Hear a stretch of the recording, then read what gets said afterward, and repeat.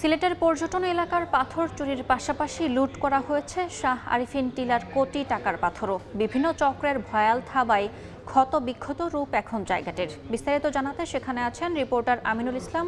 সরাসরি যাচ্ছি তার কাছে।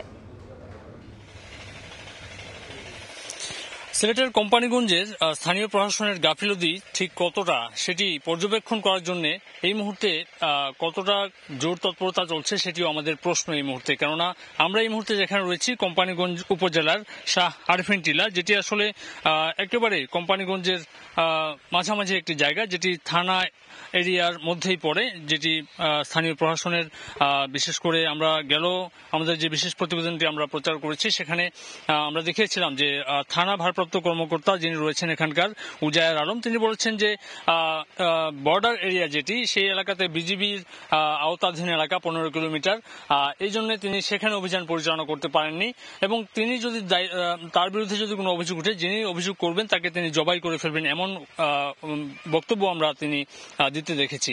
কিন্তু এই যে আরিফিন টিলা, যেটি আসলে বছরের পর বছর ধরে লুট হচ্ছে, কোটি কোটি টাকার পাথর এখান থেকে লুটপাট হয়েছে, এই জায়গাতে পুলিশের ভূমিকা কি ছিল সেটি কিন্তু একটি প্রশ্ন থেকেই যায়। এখানকার আমরা দেখেছি জেলা প্রশাসনের দায়িত্বশীল কর্মকর্তা দুজনকে ইতিমধ্যেই মন্ত্রণালয় ব্যবস্থা নিয়েছে। জেলা প্রশাসক শের মাহবুব মুরাদকে ওএসডি করা হয়েছে, পাশাপাশি কোম্পানিগঞ্জের যে ইউএনও ছিলেন তাকে বদলি করা হয়েছে।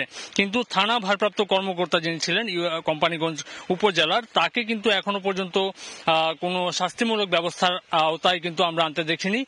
এখনো তিনি বহাল তবিয়তে। আমরা 10 মাস আগে যে রিপোর্টটি প্রকাশ করেছিলাম সাদা পাথর লুট হওয়ার, সেখানেও আমরা তার বক্তব্য পেয়েছিলাম। তিনি ওই সময় দায়িত্ব ছিলেন, তিনি বলেছেন যে এই সাদা পাথর লুটকাণ্ড বন্ধ করতে তিনি কাজ করছেন। কিন্তু 10 মাস পরের অবস্থা আমরা দেখলাম যে একই রকম এবং এক একটা স্পট কিন্তু ধ্বংসস্তূপে পরিণত হয়েছে।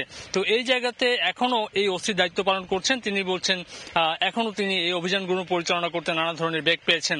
তো এই নানা ধরনের প্রশ্ন কিন্তু এখন সাধারণ মানুষের মধ্যে ঘুরপাক খাচ্ছে।